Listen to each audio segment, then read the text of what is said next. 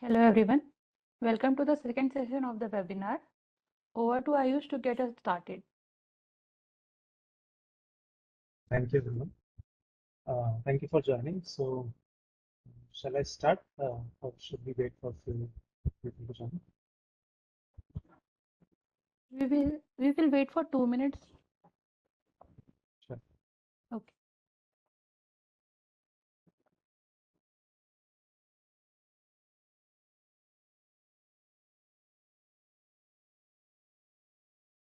Ayush, I think we can start now. Okay. So, good evening, everyone. I hope my slides and presentation mode are visible to all.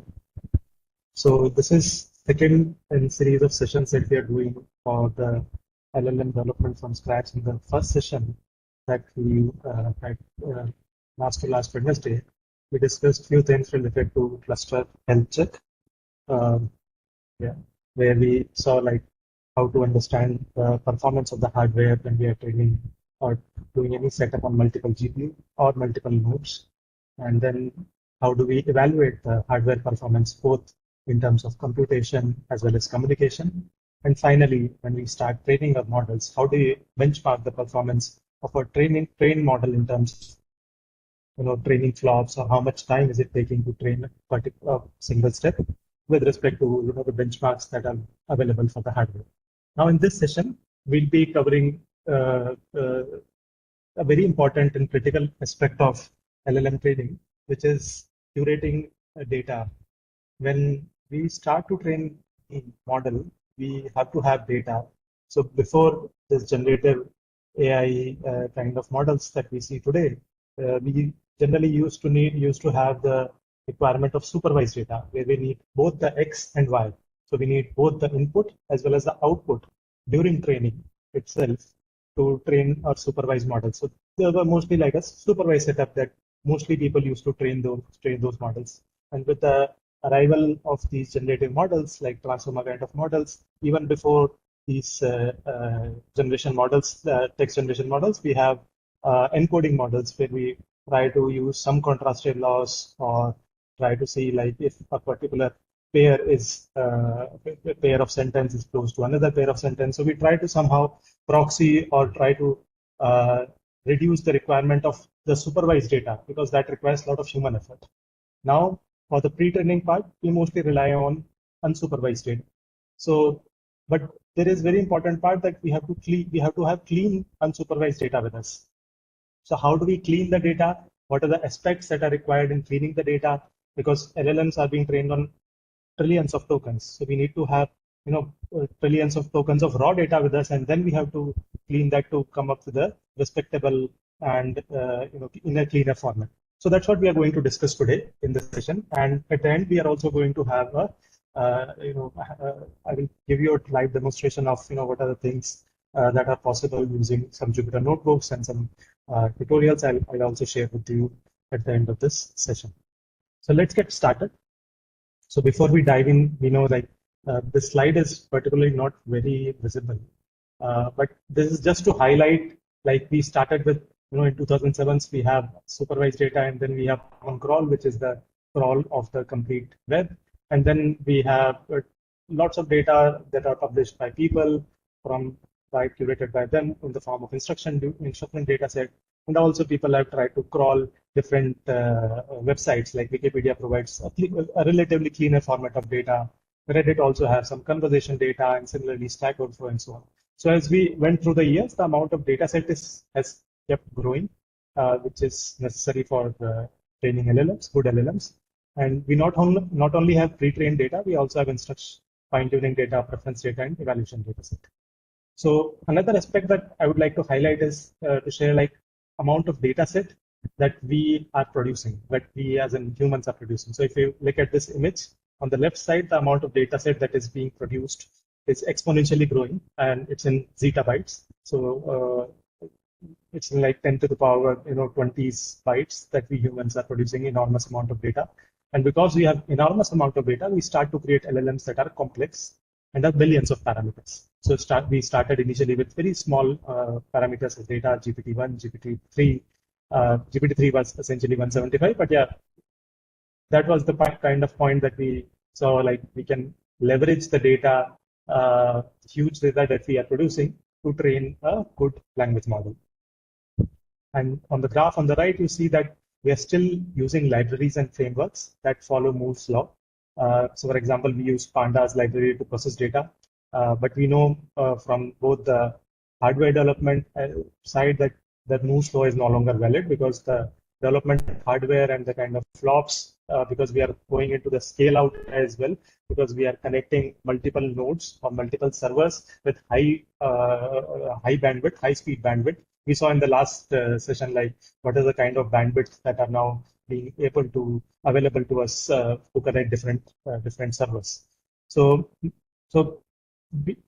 that essentially comes to the point that Moore's law, both in terms of scaling in and scaling out, is no longer valid.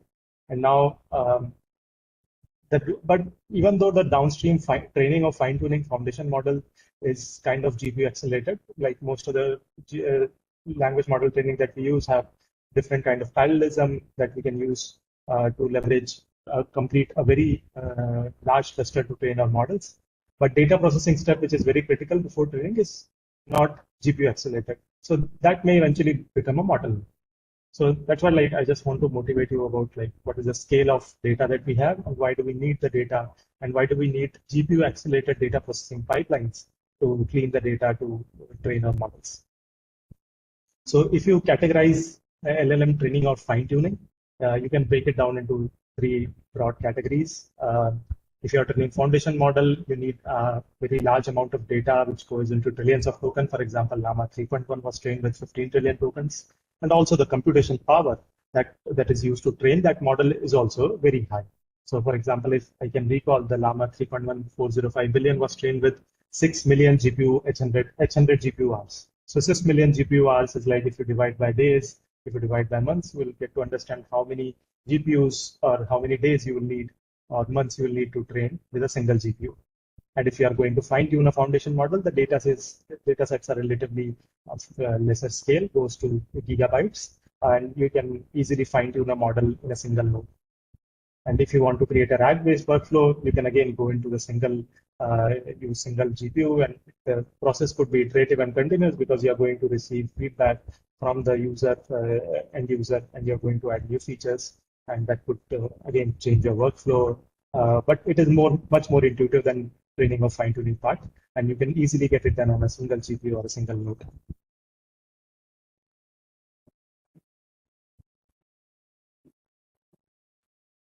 Yeah, so I'll not go into these details right now, because next session we are again going to touch upon the training part of the LLMs. So I'll skip that part and I'll come directly to the curation part. So NeMo Curator we are going to discuss today, which is a completely open source GitHub library, which is scalable and configurable. We are going to see like how it enables higher accuracy, faster processing. As a consequence, that we have libraries, we have functions that support deduplication and classification on GPUs, so we can do it in a more high-speed parallelized manner.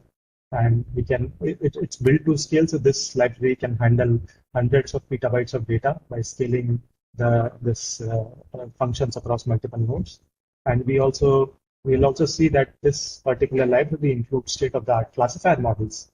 And these are necessary for curating data for safety, content, and diversity checks. So we need like different kinds of data to train the model. So I'll just do some small digression here.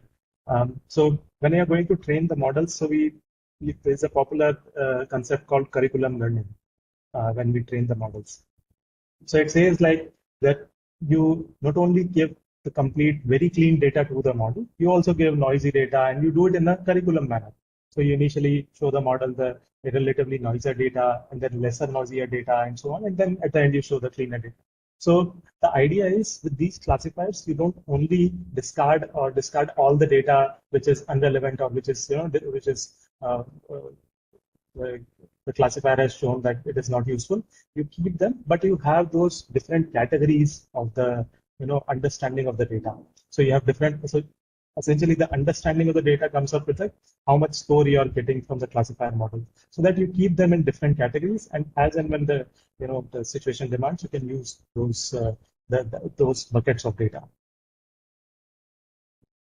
Yeah, so let's get started with text processing, and I'll also touch upon the image and video processing, that is how to curate those kind of modalities as well. So this particular chart highlights how data curation directly boosts accuracy. So as the cleaner data we have with us, there is a notable improvement in the performance and end performance of the trained model. So we have already kind of motivated, likewise, data curation important. We have higher accuracy. Total cost of ownership is saved because we lower both the training and inference cost, and we have faster training, and of course we have we can specialize our models for specific tasks. So its curation is like its foundation to building block for the model success. So out of, let's say, when we run these text data curation pipelines, this is just one representative figure that we did internally. So out of 8 petabytes of raw text, we only get 1% or 68 terabytes, which is actually used for training the foundation model. So this tiny fraction has to carry the weight of the entire model's value. But this is again representative. As I mentioned, we may have different buckets in which different data filtered data would lie. So depends on the model trainer developer how he or she is going to use those buckets of data to train the models. So yeah, so this NeMo Curator is an open source library on GitHub. As I mentioned, it is available both through pip install. There is a NGC containers. You can just download the Docker containers, which are pre-built with all the necessary dependencies. My suggestion would be to use the containers itself when you are going to use this data curation pipelines instead of doing pip install, because that affects a lot of dependencies, and container is like a more cleaner setup. So if you look at this entire workflow, it is very modular. Initially, when we get raw data from internet or from intranet or from our own in-house data sets that we have created, we need to first download it. If it's an internet scale data from Common Crawl, Wikipedia, Reddit, and so on, we need to download it, extract it, and then of course cleaning and pre-processing is a very important part. So cleaning and processing also happens from the language perspective. For example, if you are going to train model only for Indian languages, so then you probably discard most of the data, which is probably probably European languages, East Asian languages, and so on. So cleaning is not only from the unicoding or checking the punctuations or checking like if it's a repetitive text. You also check from the language perspective as well. So language cleaning gives you a different buckets, like particular document has how much language factor for the particular document belongs to which language, because a particular document in Wikipedia or Reddit, let's say, or like we also communicate in a mixed text. So somewhere we could write English, somewhere we could write Telugu in the same document. That's particularly prominent in Wikipedia kind of text, right? So we also, like, based on these language filters that is already present within this NeMo library, we can identify like which is the majority language to which this document has, right?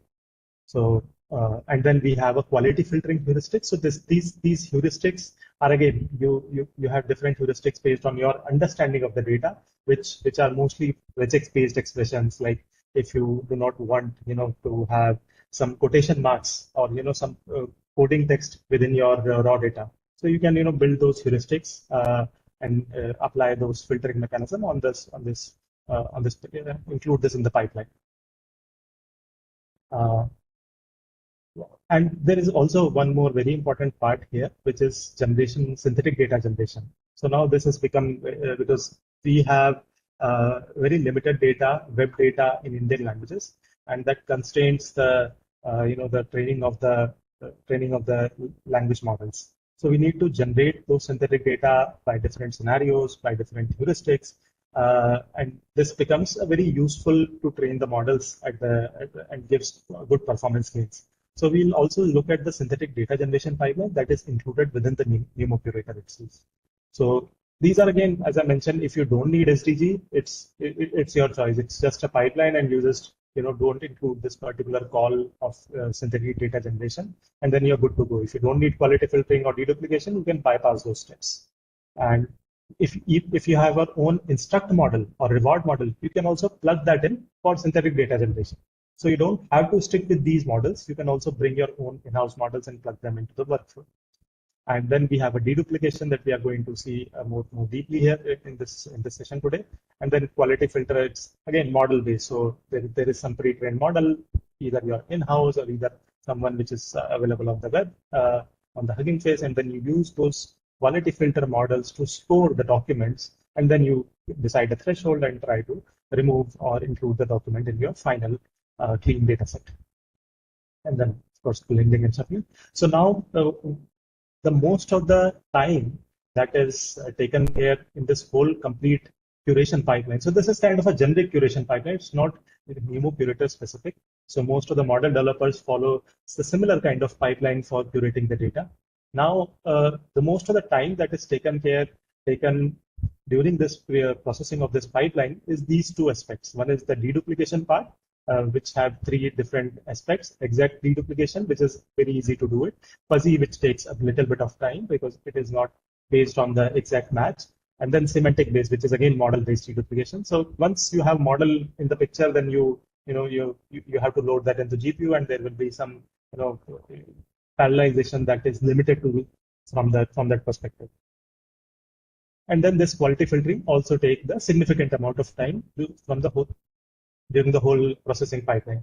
So this deduplication part is GPU accelerated within this NeMo Curator pipeline. And again, quality filtering is also GPU accelerated.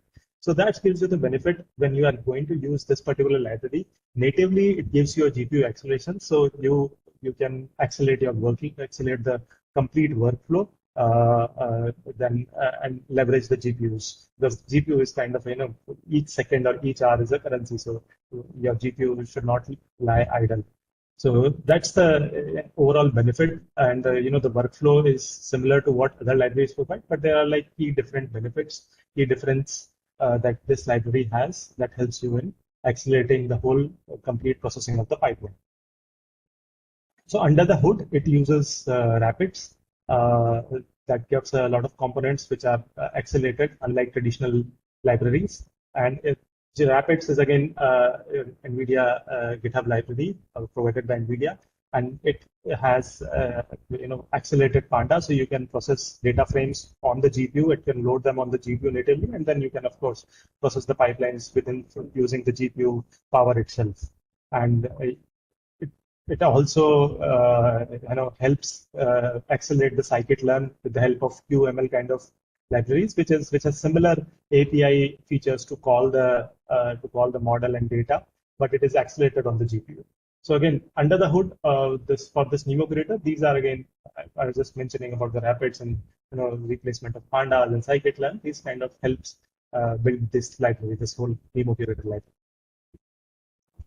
So as I mentioned, there are like different aspects for the data curation pipeline. One is the synthetic data generation, deduplication and classification, and what is your underlying model the library is using. So for synthetic data generation, we are going to have a demo video for this. I'll not spend much time here. We'll focus more on demos now. But yeah, all the essential requirements that are needed for deduplication and classification. So for classifier, all the state-of-the-art open models are natively integrated within this library. So you can just call them. They are provided by NVIDIA, so they are like already optimized for the inference performance. And again, semantic deduplication and lexical deduplication are also integrated within this library. So yeah, coming to the synthetic data generation pipeline. So the very thing that you need for the synthetic data generation is the seed document. So what I mean by seed document is, so let's say if you are a financial institution or some domain specific, let's say a legal institution, and you need to generate synthetic data for your specific use case. So let's say you are going to use that data for fine-tuning, underlying fine-tuning of the model. So particularly legal and financial, these domains have a different language, construction, different sentence construction than the general sentence construction that we saw in Wikipedia or web-based articles. So they have like specific domain characteristics that is retained when we write the document for these domains. So you need to provide these documents as the seed documents, which becomes a kind of a guidance for the data generation model, this synthetic data generation model. And now we are going to use these seed document and use the documents to give the query to the model so that LLM will generate questions of synthetic data based on the seed documents that we have provided.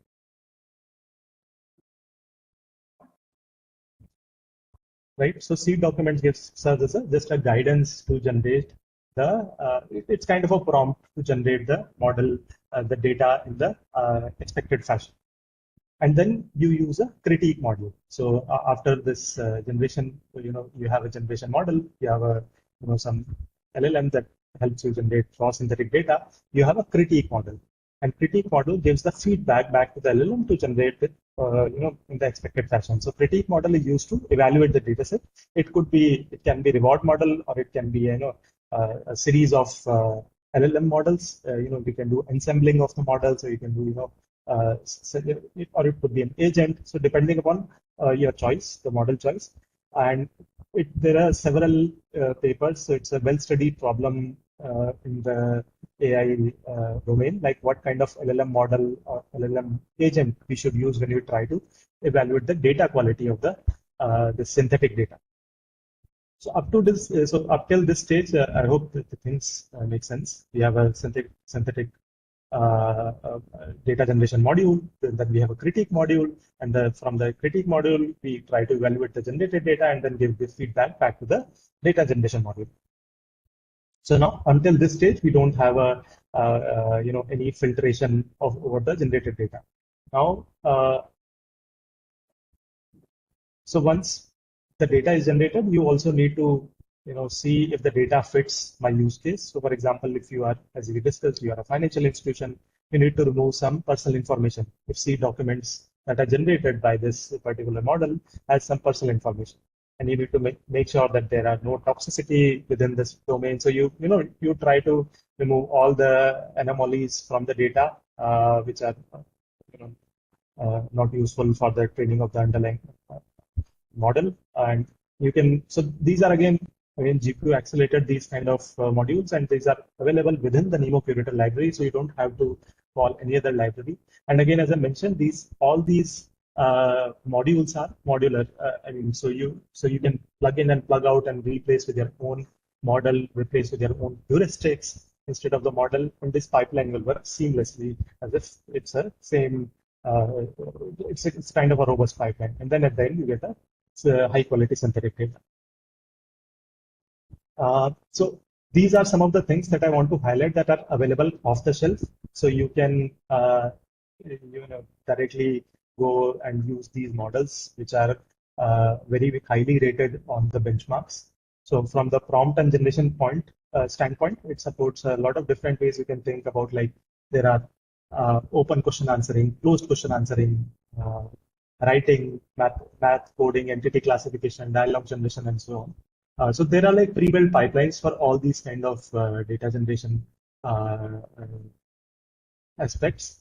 And from the evaluation side, NVIDIA also has a modified model, which is modified on top of Llama 3.1, which is Llama Nemotron 70 billion and 340 billion reward model. So they are like highly scoring on the benchmarks, and they are also available for commercial use and have been, as I mentioned, has been evaluated on a lot of benchmarks.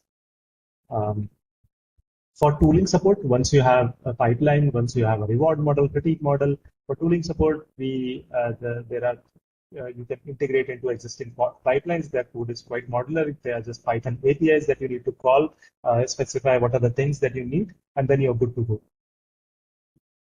Right. So I'll just give you an example of synthetic data generation. I'll just take you to one of the demo. Let me start this. This is the video demonstration. I think it's time to do it on the fly. So yeah, we'll just play this.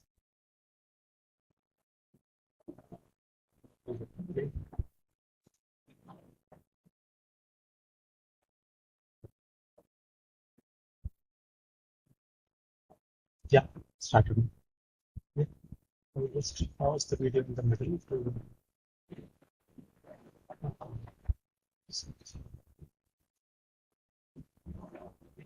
so this is presented by one of my colleagues. This is a demo of like how do we curate data set for parameter efficient fine tuning for synthetic data generation. Yeah, yeah. So this particular thing is available on the NeMo Curator GitHub. So you can go to there and find out like follow this tutorial by yourself. So yeah, this is available on NeMo Curator. This link, go there and identify. Yeah. So this is we use the law stack exchange dataset, which is publicly available on Hugging Face. So every record has. I hope my cursor is visible to all of you. So every record contains a question title. It contains a question body. It contains a score, link, and answers. So as part of this tutorial, we are going to see like how to use the NeMo Curator framework to build this.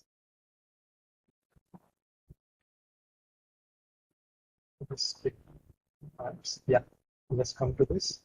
Yeah, and at the end, we are also going to see like how do we see the semantic deduplication using this pattern. So very first step is for the data curation pipeline is to download and convert the data set. Yeah. Yeah. So this is done by the implementation of this document builder.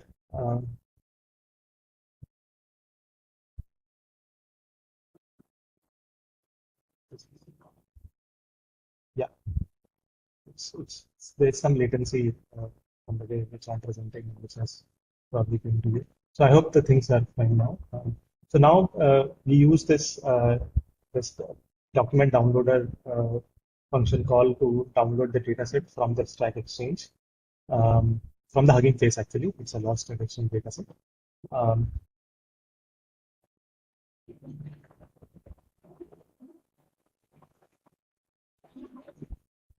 Yeah. So we process the data in two stages, data filtering and data cleaning. And we perform this iterative processes many times to achieve the desired data set size. So if you see here, there is like number of rounds that we are going to pursue this generation part. And this is going to go, the stopping criteria is like how much data that we want to generate.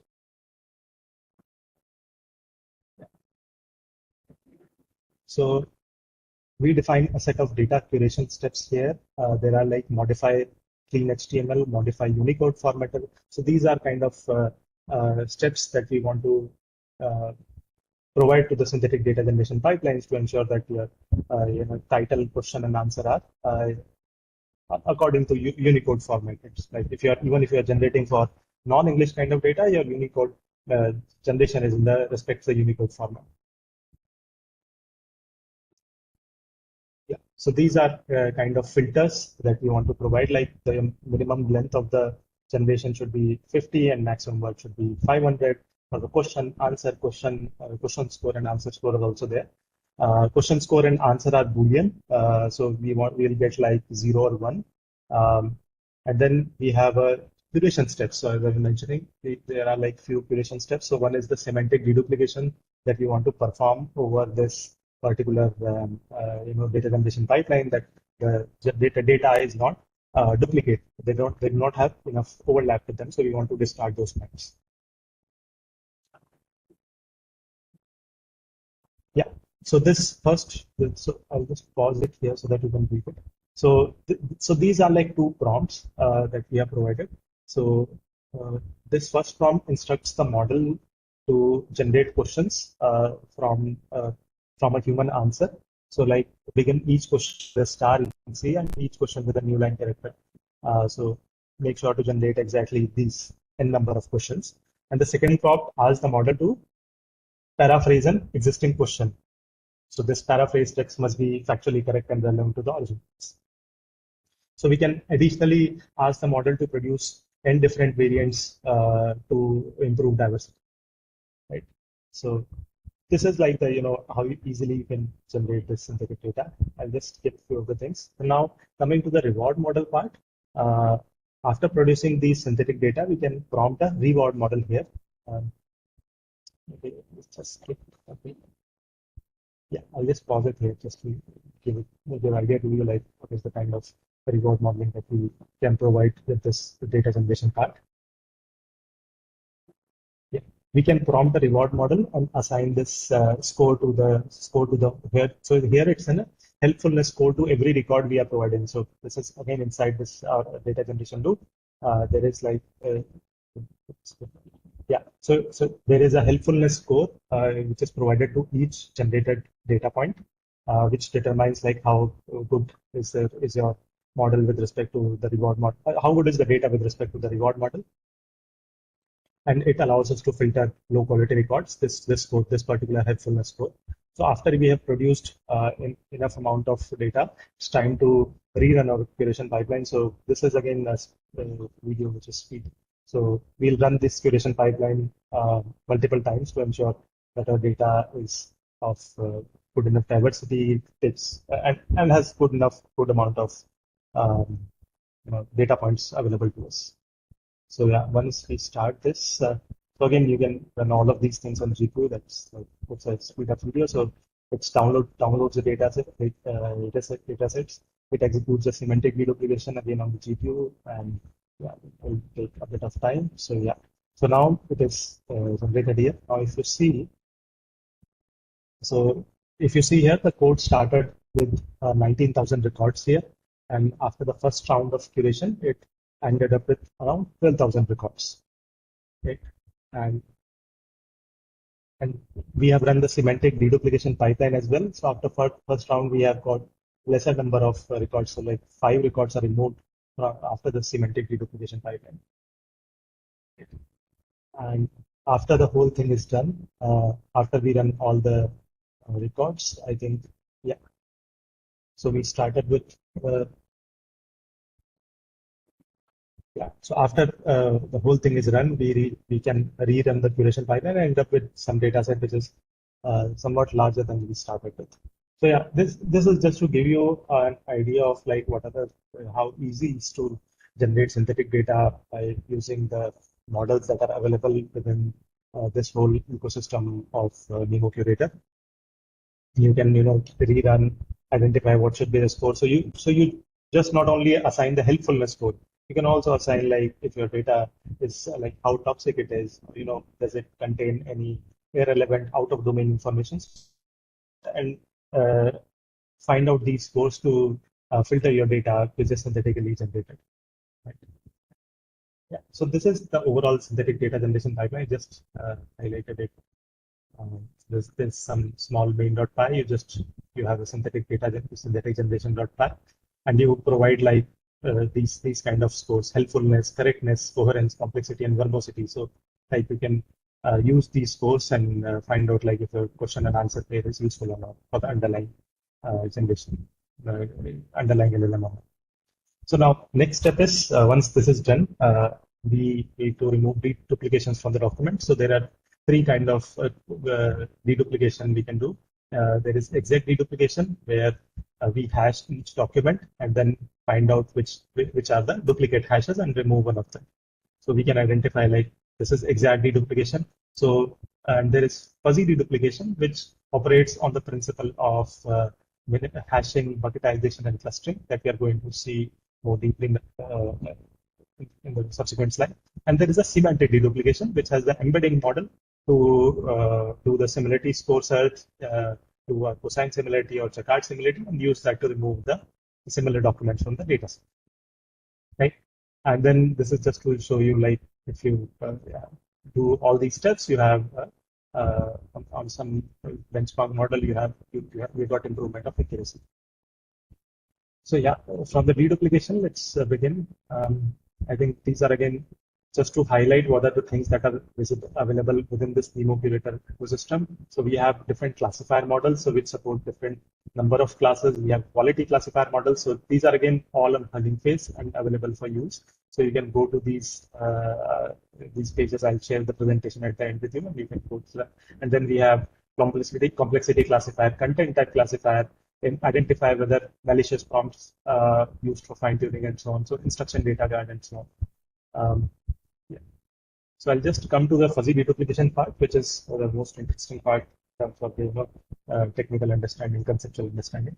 So let's say we have these documents. There's one document, and there is an exact duplicate. There is a fuzzy duplicate document, and there is some other fuzzy duplicate document. So how do we identify whether these are all similar documents? So fuzzy deduplication, the idea is eliminates the near duplicate content and reduce redundancy, of course.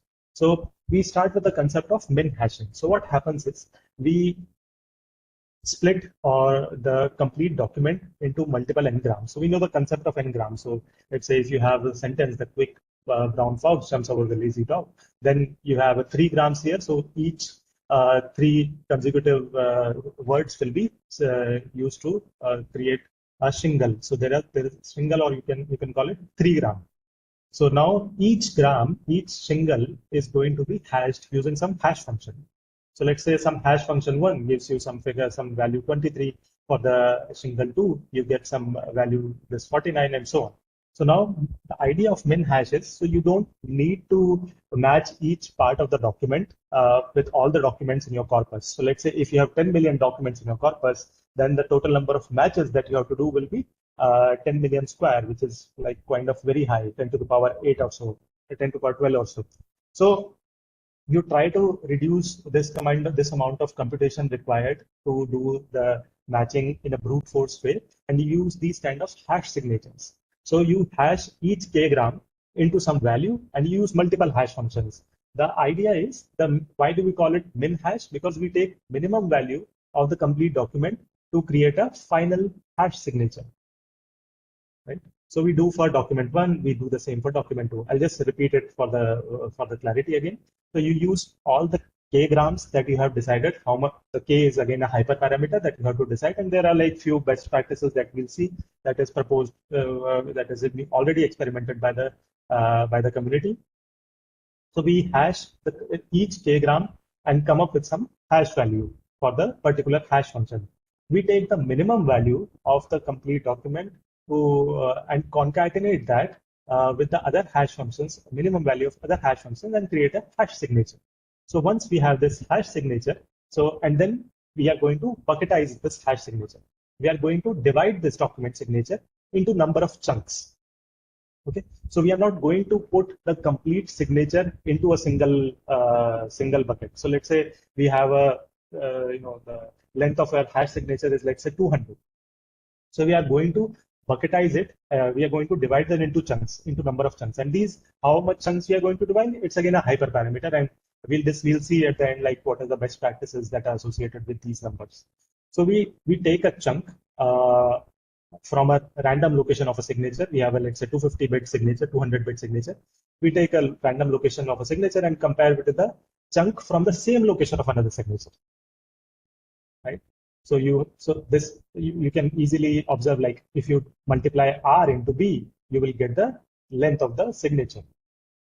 So each row is going to, each band is going to compared with the other bands in the with the same band for the other documents, and then you can map all the similar local chunks to some hash buckets. So this particular bucket goes to bucket 2, and this particular document 5 goes to. So D1 and D5 are the candidate pairs which has the high probability of being similar, right? This is again an approximate similarity, because we are going to we have compressed the complete document into a single value, or a sequence of values. So you can approximate, you can induce like this is a approximate matching that we are going to do.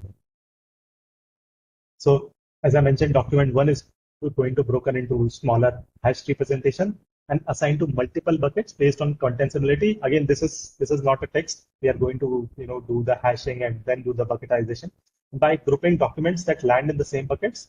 we can quickly scale the near duplicates. Like you can try to understand if there is a new document which comes within your in your corpus, then you just have to hash that, and you can find out like which bucket it goes, and then you can remove the duplicates. You can identify like what are the duplicates. So this is the overall idea of the fuzzy deduplication, making it scalable and computationally efficient. Yeah, this is again a representation. Like now we know like document one in this bucket and bucket 1, 2, 3. There is a high probability that the documents are similar. Now, on top of this, we are again saying that these are again approximate because we have compressed their document information, text information into sequence of values. So now we can again, if we need to identify are they actually similar, so we can do the semantic similarity or even the n-gram based similarity within the bucket. So we reduce the computation by a lot because now we are again going to process each within a bucket, not across all the documents. So this actually reduces the computation dramatically while able to accurately, kind of approximately accurately detect both exact and fuzzy duplicates, right? So both the process like bucketing, and then you identify within the bucket whether they have high JCAT similarity or not. And then there is semantic aspect of the deduplication. So we use sentence embeddings to capture the meaning, or in this case, we use some mini LLM model from sentence transformers to cluster semantically similar documents. And there are like key aspects again here, like how many number of clusters, embedding batch, embedding size, and similarity metrics. So similarity metric could be multiple. Here we have used a cosine similarity metric. Right. So again, these are again some of the hyperparameters that are shown here. Community has experimented with it a lot, and unless your use case is extremely not experimented by community, is not approximating to the things that the community is already done, then you have to do a lot of experiments to decide like which is the best configuration for your deduplication. Yeah, so this is the last piece I would like to share, which is the classification and personally identifiable information removal. So classification can be two different kinds. One is the domain classifier. So this is very useful when once you have pre-trained the model, you now want to adapt the model to a particular domain. So you need to have enough amount of data for that particular domain in order to adapt the model, right? So you need to have a domain classifier running on top of the raw data, or a clean data, sorry, a deduplicated data, not on the raw data, because we are again interested in the deduplicated data. So after the deduplication, because if you remember in the initial slide, we discussed like the pipeline one by one. So it feeds to the language identifier, it feeds to the some Unicode formatter and so on, and then it goes to the quality classifier, heuristic based quality classifier, then it goes to duplication pipeline and so on, and then it comes last to the classification domain classifier, which is useful like if you want to have some different type of data available with you that you can use to post-train or to do continuous pre-training and so on. And there is again document quality classifier. So these classifiers are again models. So these models, as I mentioned briefly, are all available within this NeMo Curator ecosystem that you can just plug in and play and from the import from the Hugging Face directly without with just specifying like what you want to do instead of how you want to do, just few changes in the parameters of the API call. And the other is like removing sensitive information from the data. So in NeMo Curator, we are not using any of our own model for this particular thing. We are using the model, Spacey model available to use. So Spacey is again another library where there are like a lot of models available. So yeah. So again, if you apply this pipeline, quality filtering, domain classification, you see a jump in the overall performance of the model. So these are again very important components that has been observed by the community to the complete pipeline. Yeah, again, so we have been highlighting all this particular part of data. Like I just want to highlight this particular thing because I was emphasizing that the deduplication part is optimized or accelerated on the GPU. So this particular chart tells you like if you are going to do fuzzy deduplication, because in the fuzzy deduplication we saw like there are 3-4 components. One is the min hashing computation of the document, then we have to bucketize them, and then within the bucket also, if we have we are interested, then we have to identify which is the particularly semantically similar documents. So when we do it with this for Red Pajama V1, which contains 1.2 trillion tokens in the dataset, we saw like for single GPU on H100 GPU, it takes 3.4 hours. But for 8 GPUs on a single H100 node, it takes around 30 minutes. There's like deduplication is highly accelerated when it's done on the GPU. Yeah. So yeah, this is again a NeMo Curator example that I want to show it to you, because it's very easy. Like if you want to download a Wikipedia dataset or a Common Crawl dataset, you just have to specify here, like what are the things, what are the time, month of the time, and range that you want to download. And then you have to do like we do in TensorFlow, define sequential to build our neural network pipeline. Similarly here you can use this to fix the Unicode. You say like discard short sentences, start low quality records. So this is again, and then you're good to go. You're good to train the execution pipeline. So this is like very easy to set up and start. So yeah, I will now pause and go to the demo part, which I've set up on the GitHub notebook. I'll just reshare my screen. Give me a minute.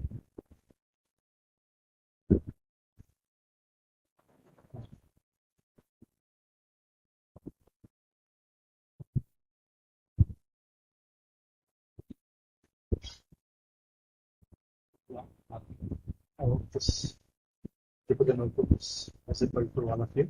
So this is again a simple single GPU, how to do all these components that we have discussed on the Hindi Wikipedia dataset that I've set up. Okay, so during this presentation, the VPN got disturbed, so you're going to see this message again. Sorry for that. But yeah, all the things are executed. So again, even if I have to execute it live, it will take a bit of time. So again, all the things are executed. So once you start, so this is again all on the NGC container. So I have downloaded this NGC container from this from catalog.ngc.com. So this is Docker container that I've downloaded, which is the NeMo Curator container, and then I'm running all these things. Okay, do not show the message in the running session. You just have to click that next time. Sorry for that disturbance. So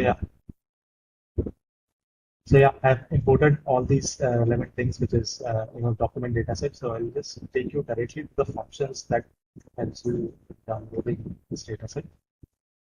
Yeah. So here I have imported this download Wikipedia function from the NeMo Curator library. And I've just specified like I'm going to use a single GPU and number of workers.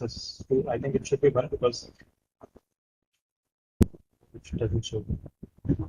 Yeah, and then the important thing, so NeMo Curator use Dask to do the multiprocessing and of all these components, and you can actually observe the Dask.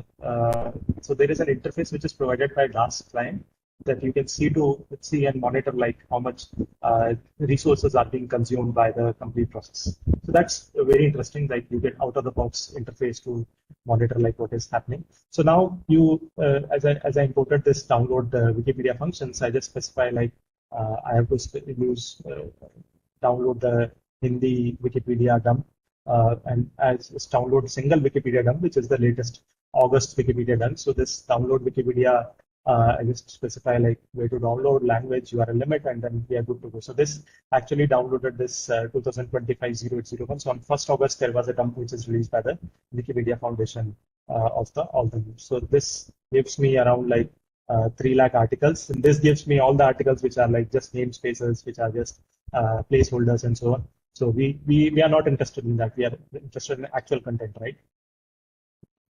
So this was a 250 MB download that I have to do, and then yeah. So here this was my just check like what is the things that are downloaded. So the text field contains this particular, like this is some article which is relevant from the Hum Honge Kamyab lyrics. So this was one article. So this contains again a mix of Hindi and English. I will overcome someday. So you will essentially see in these kind of publicly available documents which are non-curated, which are mostly crowdsourced, or even like singly written by a single person, the documents are not very clean, right? So that's how the whole process is about, like cleaning the data.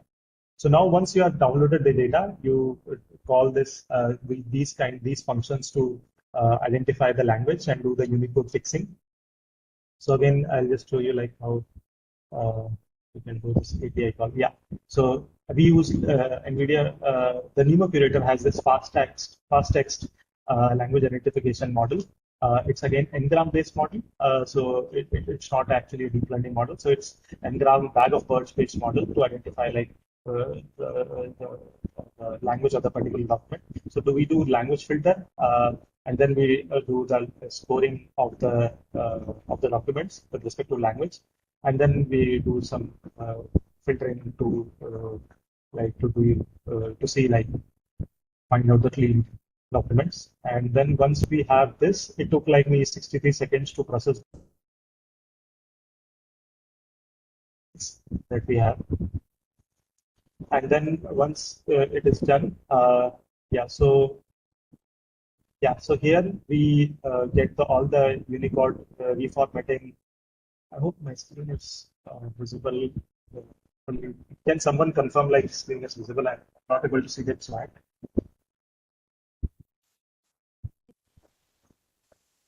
Yeah. Okay. Okay. So now once that is done, the language part, you do the Unicode reformatting. You try to adjust like there are no non-Unicode characters which are sitting within your data, because it's again impacts the overall training pipeline. And once you are done with that, then we actually get some documents, and then we do this add ID. So this add ID function is basically to to create a clean or additional columns on the data set to make it easily usable for the other components that we're going to discuss, like deduplication, fuzzy deduplication, exact deduplication, quality filtering. So we are adding ID each of the article or line in the JSON in the final JSON. So this add ID is again provided natively within the language. And once we have that, so after the attaching of the language, so this gives me the ID. This is 0 document. The language is Hindi, and this article is about like Korea का independence hall, दक्षिण Korea के किसी प्रांत में, किसी शहर में Korea इतिहास संग्रहालय. So yeah, again, so this is one example. And now we are going to perform the reduplication part. So as I mentioned, reduplication takes most of the time. Exact reduplication is relatively easy because you are going to compute the hashes for each document. So now here, like we just do some setups here, and here we run the exact reduplication pipeline.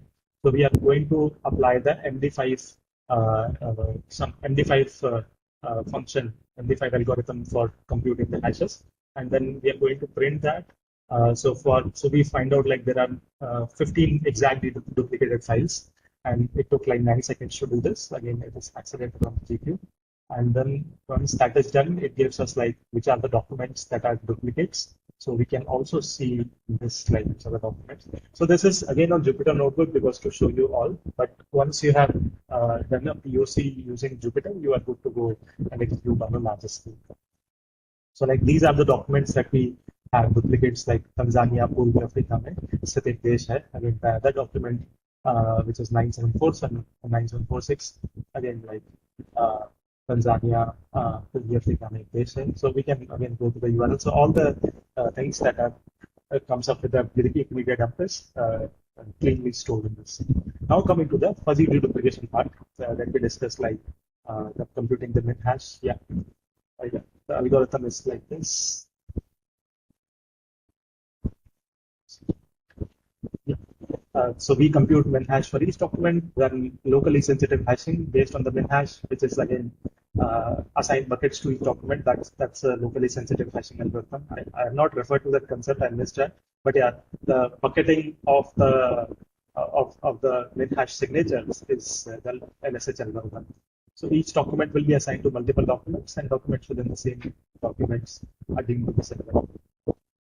So as I mentioned, we can also run a pairwise data similarity within documents in each buckets, because there are bound to be false positive cases when we are going to run this approximate algorithm, mostly because we are going to compress the whole document, and then we are going to run this LSH algorithm, which assign buckets to each part of the signature.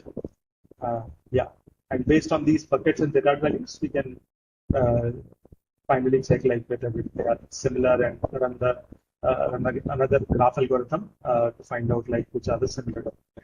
So yeah, this is essential because we are going to compute a lot of things. Manage again a compute bound job. So these are again so accelerated on the GPU within this library. We are going to see how much time. So this is how easy is it to define. You just call this function fuzzy duplicates config. Then you specify like how many buckets you are going to have. So as I mentioned, there are number of buckets. There are number of bands that we had, number of hashes per bucket. So these are again R and B that we have discussed in the presentation. Yeah, and false positive check equal to false, like you don't want to apply the third and fourth step, which is checking within the bucket again. So this will give you the final time. So once we have done this, it should give us the timeline.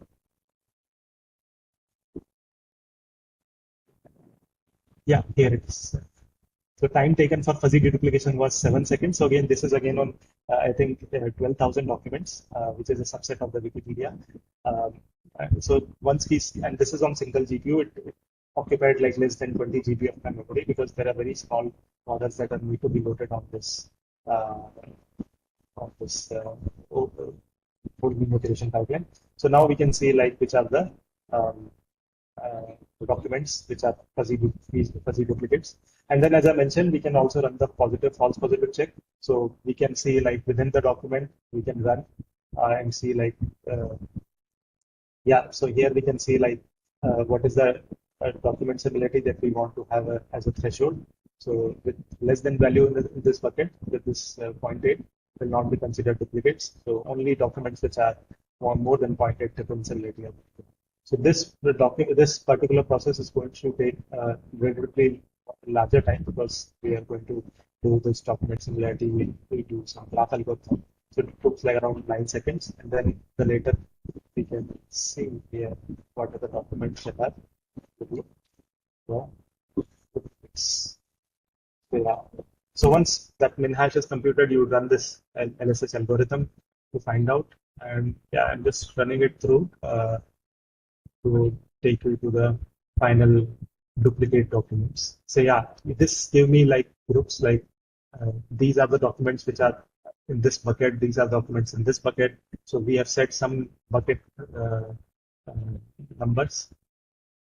So yeah, here we can see these are the two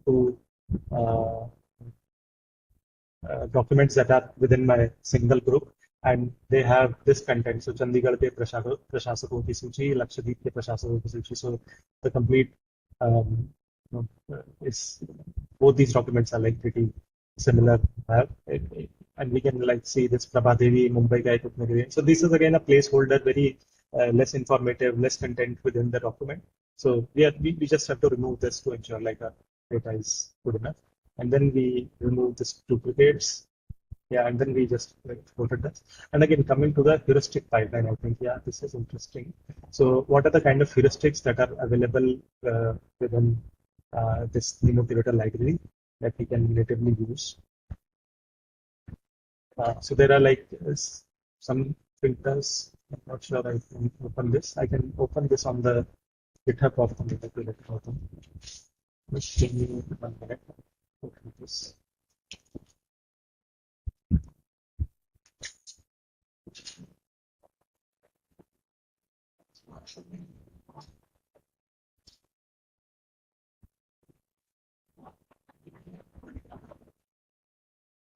Yeah. So these are the kind of so since my server VPN was cut off, but yeah, I can show you like these are the kind of heuristics that is used to filter the data after deduplication. So one is like URLs filter. So the content should not only contain URL. So there is a max URL to text ratio, which is 0.2. And yeah, you can obviously change these hyperparameters. There should not be, overwhelming presence of symbols within my document. There should not be too many numbers within my documents and so on. So yeah, these are kind of heuristic filters which can be directly natively applied by just calling these things. And these are again non-English. There are again English-related filters like symbols to word. These are again same, but there are some Unicode related things which may not be present here. There's code, source code related filters like comment to code ratio, number of lines that are present, and so on. So this is the heuristic filtering part, which will also, yeah. So this will also be applied, and this takes a little bit time. I think there is some time which is mentioned here. So yeah, it is applying actually, string ratio, applying each of the algorithm parenthesis ratio. There shouldn't be too many parentheses. So this whole process applies all of these. Yeah, and it took like a little bit more time because we are applying different algorithm on all of these documents. So it took like 47 seconds. And once after my heuristic filtering was done, I have got like from the 12,000 documents, I've got like 10,000 documents, 174 for my final. And again, after this is again single GPU on a single dataset, which is Wikipedia. There is again another tutorial that I could put in my GitHub. They are again all available on the NeMo Curator GitHub library, but I have just modified that to make it more amenable for Hindi.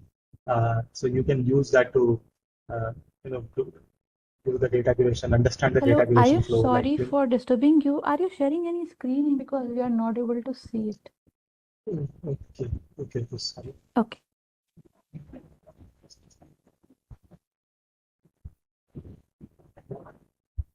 Yeah, I hope it's done. Yes, it is visible now. So probably I stopped.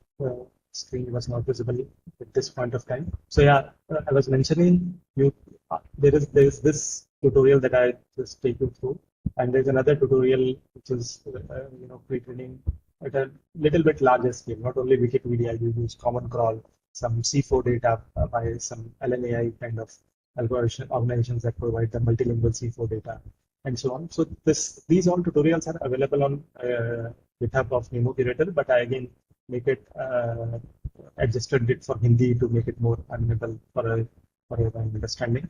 So yeah, we can say like there's Sangraha corpus by A for Bharat. There is again Wikipedia, which we have already seen. There is Oscar corpus multilingual, which is again relevant for Hindi. So you can use these notebooks and I'll push it to the GitHub, and you can do it at your own time and at your own speed. So all these processes are mostly in this particular notebook was the quality filters. We use classifier based quality filtering. So earlier we saw like we use heuristics, which are like minimum number of length of the words, symbol to words ratio, parentheses, and so on. So now here you can use the classifiers which are already pre-trained. You can also train your own classifier. So you can use the fast text to train a classifier, or you can use some word kind of classifier to train for your use case, and then you use those output of after the application of this classifier on the document to get a quality score, and you use this quality score to threshold to identify the relevant documents. Right. Now I'll come back to the presentation. Just finish that part. I know I'm on over time. I'll just take 10 more minutes. Go back to the presentation. I just want to touch upon the best practices. Yeah.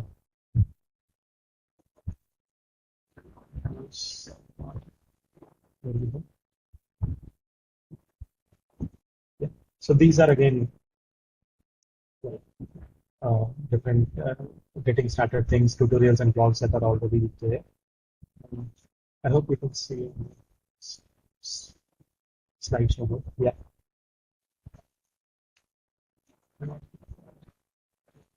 Yeah.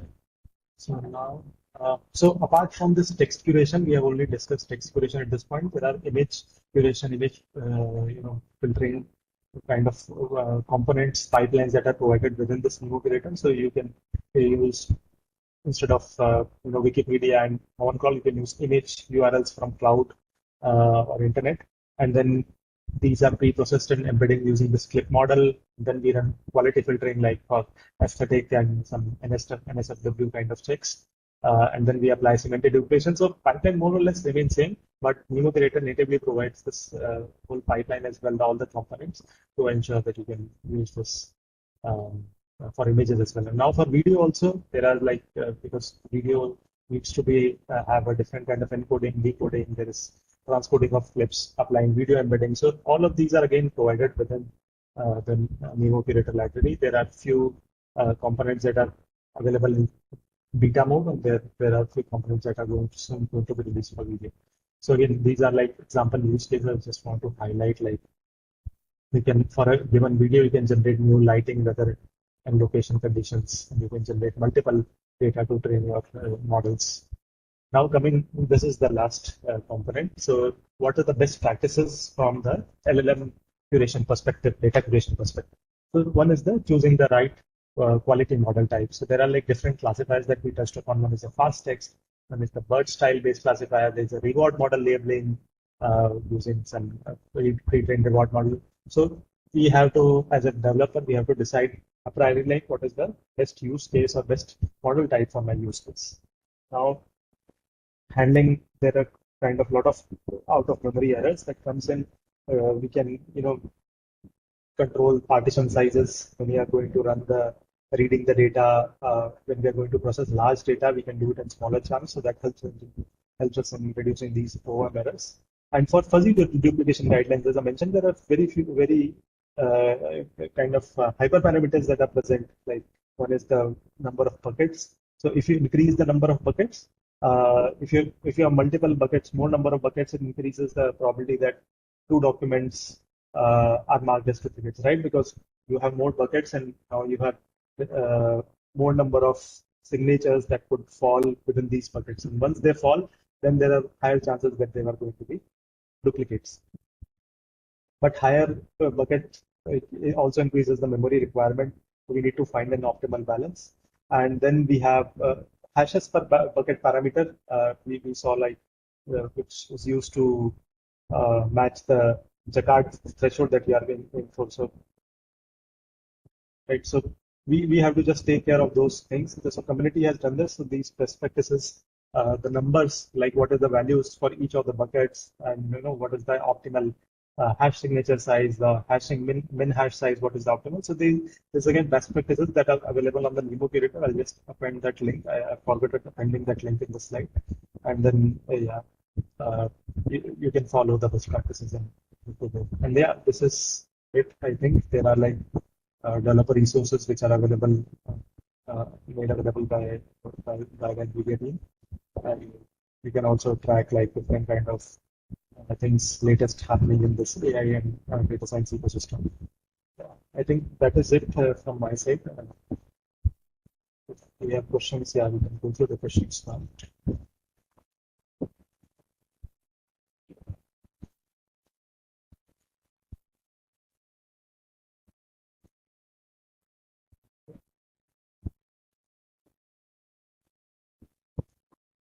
Yeah, so I'm going in the reverse order for taking the questions. So someone asked, like, hash tables are good for short amount of data, but in terms of complex data handling and kernel developments, we should work with weighted graphs in order to build the system.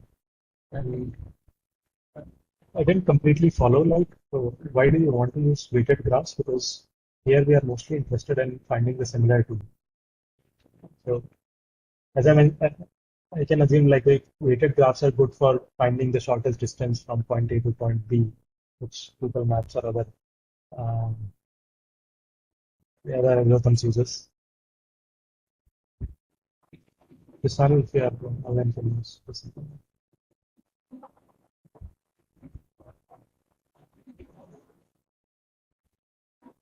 Yeah, another question is, can we not use them as mode of data, considering the fact that we work in terms of environment due to a complex geolocation, rather than we can try to do this?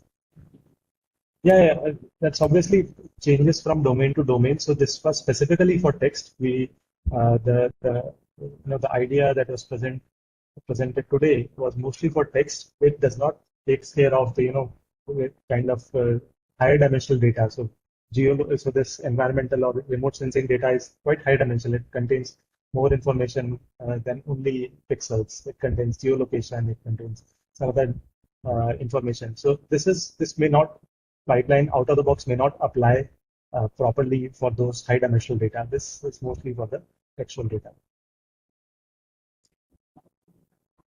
So there is some concern with the latency for NIMs.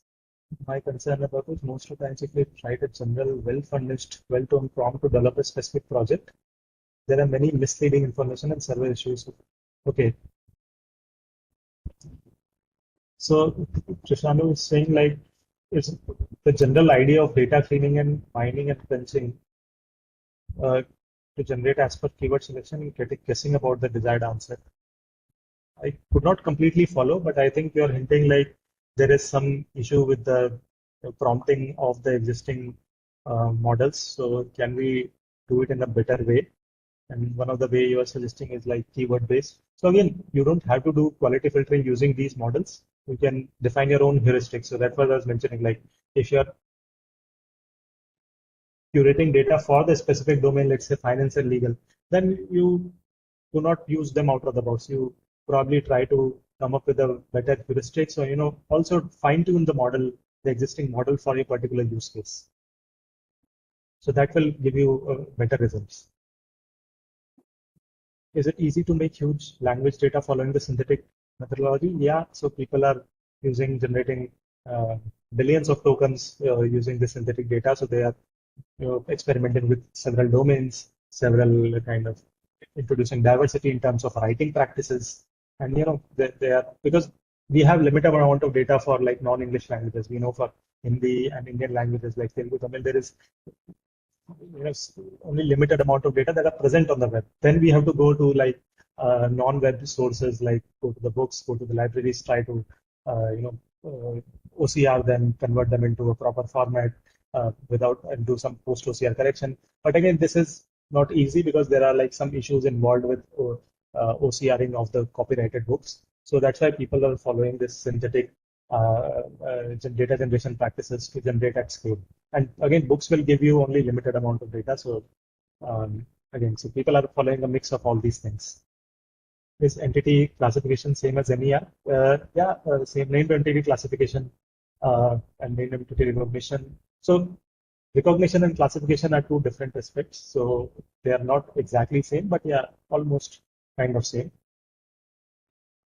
Will this data curation pipeline would work with the Indic language? Yeah, so the purpose of showing those Jupyter notebooks was that we can do it for Hindi out of the box by just being aware of the things like, there are Unicode formatting required more intensely for Hindi or Indic languages than English. So, be aware of the Unicode part. After each component, you do some, checks, manual checks, like if your data has been in proper shape or not. So yeah, it does work at scale, and there are several industries which are companies which are using this pipeline for Indian languages. So is NeMo embedding working for Indic languages? So yeah, so it supports majority of the languages. Manish said for 22 languages, we just have to check and get back to you. But there are like users don't have to be using NeMo embedding models. You can use any models that are available on the web. So there are like bird-based models which are available for many languages, hundreds of I think 150 or 160 languages that you can use, and that would probably include most of the 22 official languages of India. So there is no foundation of using only NVIDIA supported models. This is like pipeline can work seamlessly with your own developed model as well.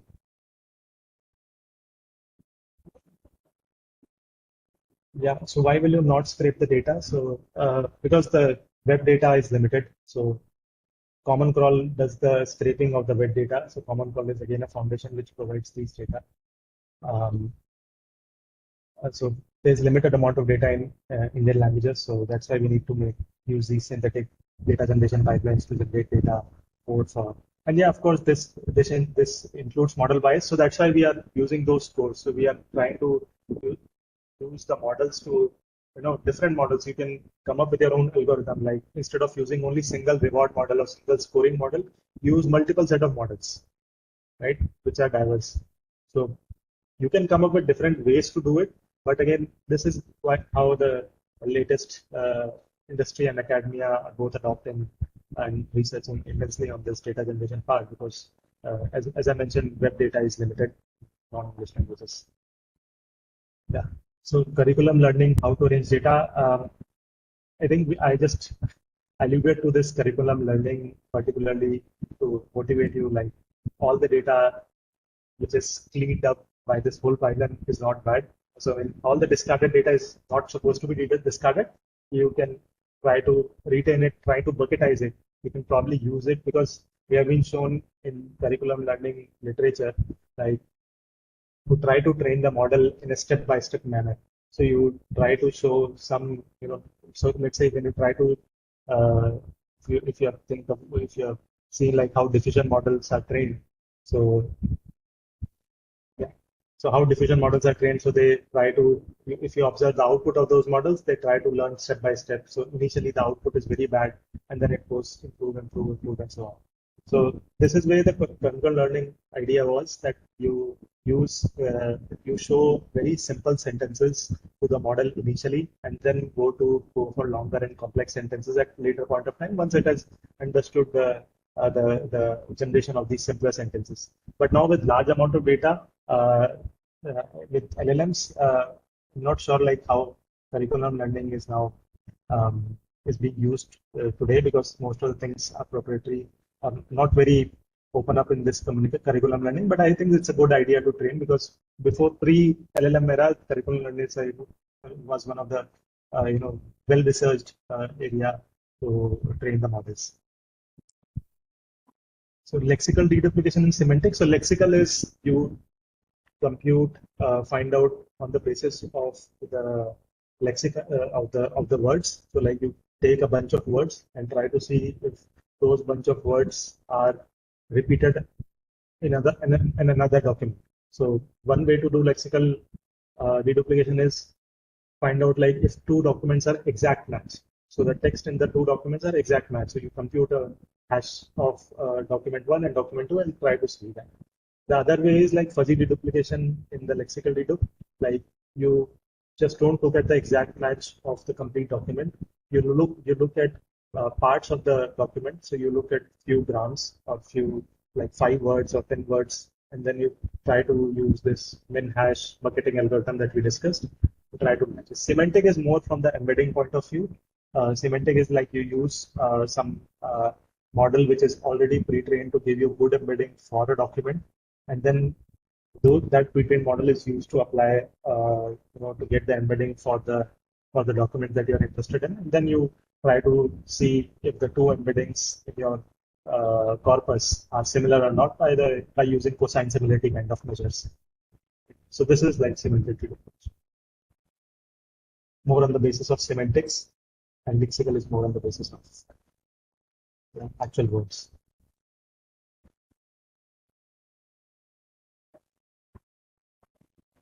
Yeah, so Prasanjit asked like how to check whether the synthetic data synthetic data is close to real data or not. So yeah, that's what the reward model was used for. The reward model was actually a pre-trained model, which was pre-trained in a manner like it was a supervised pre-training. Like once you get a document and then you give it a score, like how helpful or how good it is with respect to the real data. So the reward model which was trained may or may not apply to your domain, but you can modify the reward model to apply for your domain. Let's say if you want to do it for financial understanding tasks. So let's say your reward model is not going to identify like is it financially that the data that is generated is like can be understood by layman for which is not very well versed in finance or technical domain. So then you can modify that with your own data, and it can be, and then you can use that to score it, the generated data, synthetic data, and then you can um, find out like if it is good enough for representation of real data or not. So there are multiple ways. There's no like single answer like how to do that. But yeah, we can of course check that there is the way we can do that. So what metric score function was used? So this was again an RL-based model. Reward model was RL-based, so we didn't get into the detail yet. But like session 4 is about RL, so we can probably get into the detail like how these models are trained, what is the metric which is used to uh, loss functions and kind of score functions that we use.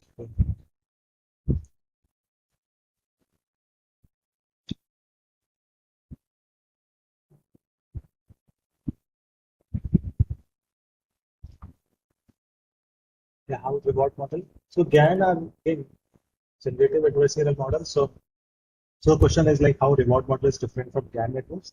So GAN are basically there are two components in GAN, generator and discriminator. Again, this is not part of this. We can probably discuss in session 4, but just I'm giving you some pointers here. So again, these are generative and discriminator components. So one generates, and the discriminator job is to identify whether the generated component is aligned to the underlying task or not. Is it like good enough representation of the real world or not? So then they play in an adversarial way. They are trained in an adversarial manner to train the overall model. So and reward model is mostly, as I mentioned, it's trained in a supervised setup. There is, let's say, if there is some X document, and there is some score associated with it. So let's say if the score is not aligned with the actual ground truth score, so then there is some feedback mechanism that goes through this RL policy network. So there is some policy network which is designed when we are going to design this RL-based model, and then this the feedback is going to travel, and then it's going to penalize the model to see like it should align to the actual ground truth, right? So this is how it is trained, different from GAN. There's no discriminator part explicitly. There is like underlying penalizing mechanism, which brings on.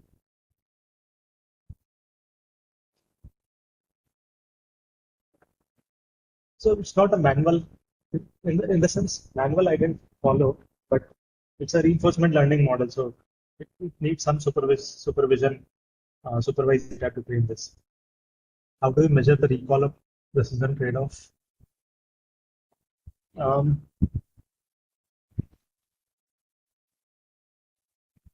I mean, these recall and precision trade-offs, there's no ranking particularly that we are doing here.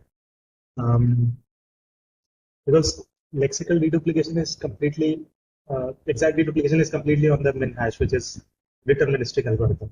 Fuzzy dedup is the overall algorithm is approximate, but again, min hashes, compressing them into some hash signature. Um, yeah, hash signature is again kind of approximate. I mean, the overall algorithm is approximate because we are going to bucketize them and based on the some part of the signatures. Uh, I mean, how to measure them into precision people? I'm not sure like how to do that. Like you can see like if the particular parameters in terms of like number of buckets, in terms of number of hashes, or the signature length is appropriate or not, then you identify like are there documents which are non-duplicates but they are in the same buckets, and then you try to change those hyperparameters. So this is kind of hit and trial that you have to do to find out. And for measuring that, like if it is not if it is duplicate or not, then you can develop this framework. Like you have a set of documents with you, and then you try to see like if these documents are within the same bucket or similar or non-similar, and then you try to tune that algorithm. So it's again hit and trial, but community has come up with the sweet spot or parameters that could help you in getting the right amount of similarity.